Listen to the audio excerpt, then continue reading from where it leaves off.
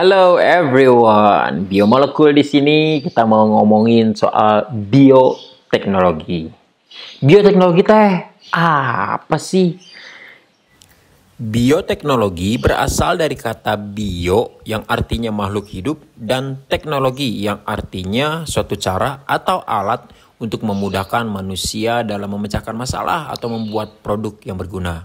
Jadi, bioteknologi dapat didefinisikan sebagai penggunaan organisme, makhluk hidup, atau bagian dari organisme untuk membuat suatu produk atau jasa sehingga dapat mensejahterakan manusia. Itulah definisi dari bioteknologi ya. Kenapa dia pakai baju pramuka? Heran. Nah, bioteknologi diawali long time ago di sekitar seputaran di dalam tahun 1857. Opa Louis Pasteur melakukan penelitian berkaitan dengan fermentasi, dan dari apa yang beliau lakukan, dia mendapatkan kesimpulan lalu mengungkapkan kepada semua orang hasil kesimpulannya bahwa semua fermentasi disebabkan oleh mikroorganisme. Organisme makhluk hidup makhluk hidup kecil, Rennick, dan bahwa mikroorganisme spesifik tertentu menyebabkan jenis fermentasi yang spesifik pula. Itu kata Opa Louis Pasteur. Ya, dan kemudian zaman terus berkembang, masuk ke era antibiotik 1940, 1960. Kita nggak bicara tentang sejarah, mari kita lewat saja. Sehingga tibalah kita saat ini di era bioteknologi modern. Nah,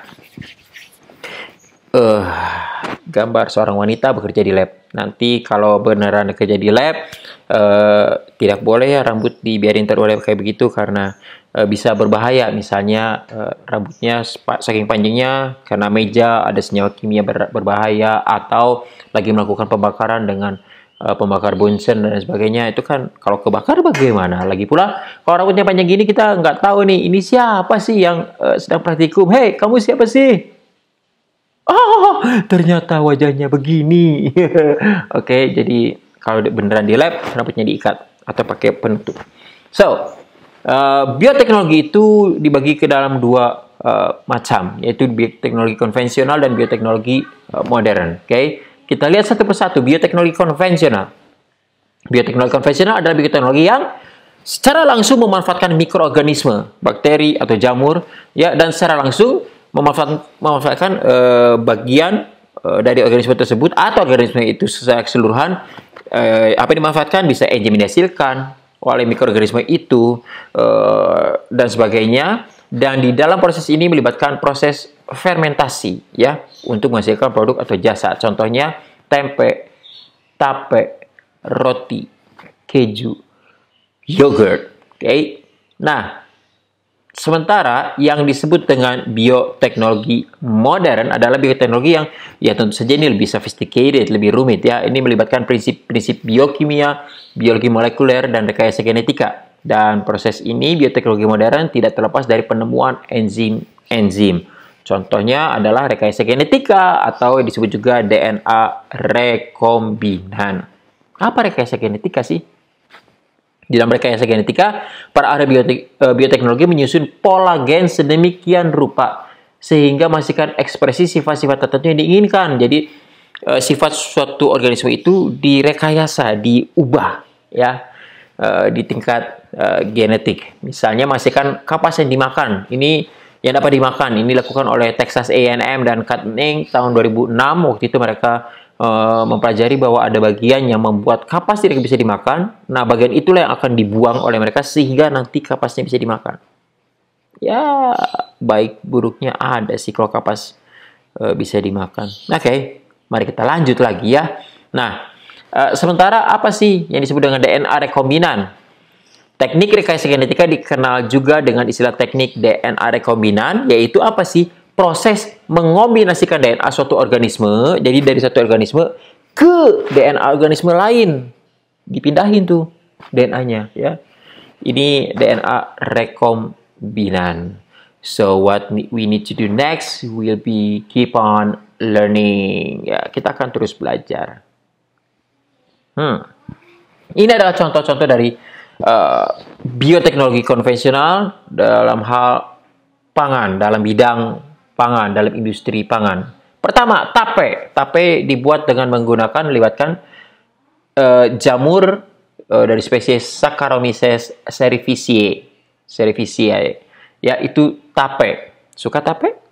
Lalu yogurt. Yogurt itu untuk membuatnya diperlukan bakteri laktat. Jenis apa aja? Ada Lactobacillus casei, Streptococcus thermophilus, Lactobacillus bulgaricus, dan Bifidobacteria. Nah, jadi iseng-iseng nggak ada salahnya toh kalau kita beli yogurt merek Pip atau merek Pip atau merek Pip, dilihat itu pakai bakteri apa ya.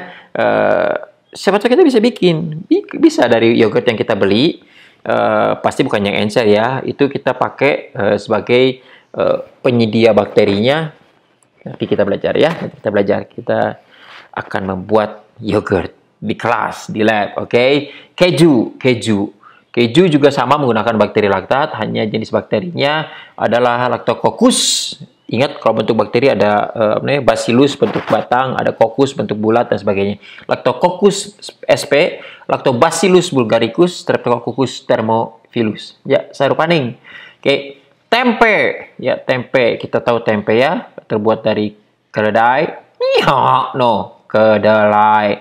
Ya, menggunakan jamur jenis Rhizopus. Rhizopusnya bisa Rhizopus oryzae dan bisa Rhizopus oligosporus yang kemudian ditaburkan pada biji kedelai lalu kemudian ditutup sehingga tidak terkena udara bebas dan kemudian terjadilah fermentasi, jadilah tempe yang hauzi.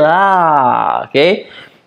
Kecap itu menggunakan Aspergillus oryzae, Aspergillus sojae, makanya suka disebut juga soya sauce. Oke, dan Aspergillus wentii. Di Jepang juga digunakan Saccharomyces cerevisiae dan Lactobacillus untuk menghasilkan aroma yang khas kecap Jepang. Ya, roti menggunakan juga jamur yang sama dengan tape, Saccharomyces cerevisiae, dan kemudian terakhir adalah minuman beralkohol masih menggunakan Saccharomyces. Ini adalah contoh produk bioteknologi pangan: tape, yogurt, keju, tempe, kecap, roti, alcoholic beverages. Oke, jangan minum alkohol, apalagi kalau sampai banyak-banyak, itu bisa berbahaya ya. Nah, sementara dalam bidang biologi pertanian, kita juga menerapkan bioteknologi ini untuk menghasilkan tumbuhan-tumbuhan yang unggul ya, untuk menghasilkan tumbuhan-tumbuhan yang unggul, sehingga misalnya ada di sini contohnya bakteri Agrobacterium tumefaciens ya. Kita lihat bagaimana ada proses yang kompleks yang tidak akan saya jelaskan di dalam video ini tentu saja ya. Ada lagi bioteknologi peternakan ya. Di sini ditampilkan sebuah tangkapan layar dari buku IPA yang dibuat oleh Dinas Pendidikan kita Indonesia, dan ini menceritakan tentang bagaimana proses cloning domba dilakukan. Terkenal banget yang namanya Dolly, bukan? Cari tahu. Kalau waktu senggang itu jangan melulu hanya main game dan sebagainya. Ayo kita perluas wawasan kita, pengetahuan kita dengan browsing hal-hal yang berupa pengetahuan ya. Dolly itu gimana sih ceritanya? Ya, ini proses cloning domba. Dan kemudian penerapan bioteknologi di bidang kesehatan berupa ada pertama antibiotik, diawali dengan penemuan dari Bapak Alexander Fleming yang menemukan antibiotik penicillin ya, dari Penicillium notatum tahun 1928, berlanjut sekarang banyak macam antibiotik. Pesan sponsor, jangan pernah merasa sakit dikit, gak enak badan dikit, langsung minum antibiotik. Amoxicillin. Apalagi minumnya cuma 3 butir, 2 butir, enak dikit berhenti. Jangan ya, jangan. Antibiotik harus dengan resep dokter. Dan jumlahnya itu tertentu, nggak boleh sembarangan. Kemudian bioteknologi kesehatan menghasilkan insulin sintetis untuk mereka yang diabetes butuh insulin karena pankreasnya mungkin tidak bisa menghasilkan cukup insulin atau tidak menghasilkan insulin lagi, ada malfunction pada pankreasnya, ada insulin sintetis ya, jadi bisa diperbanyak secara sintetis pula di pabrik, seperti ya insulin sintetis, ada vaksin. Nah, ini lagi booming sekarang, dibutuhkan oleh negara kita dan semua negara di dunia, vaksinasi untuk COVID-19 sehingga pandemi berubah menjadi endemi, ya, dan kita bisa hidup nggak bisa dibilang normal tapi new normal. Oke. Vaksin melindungi kita dari organisme patogen. Patogen itu artinya parasit yang kemudian hidup di dalam tubuh seseorang yang menghasilkan, yang menyebabkan penyakit. Jadi organisme patogen adalah organisme penyebab penyakit. Dan produk di teknologi kesehatan berikutnya adalah antibodi monoklonal, antibiotik yang spesifik untuk satu jenis antigen. Jadi bisa saya jelaskan dalam video ini, nanti kelamaan. Oke. Dan ini sebuah quote dari saya, jangan pernah khawatir karena ditolak itu belum tentu diterima. Terima kasih telah menyaksikan video ini dan telah belajar dari video ini. Ada pertanyaan, kontak saya dan kontak saya. Bye everyone. Goodbye everybody. Be strong.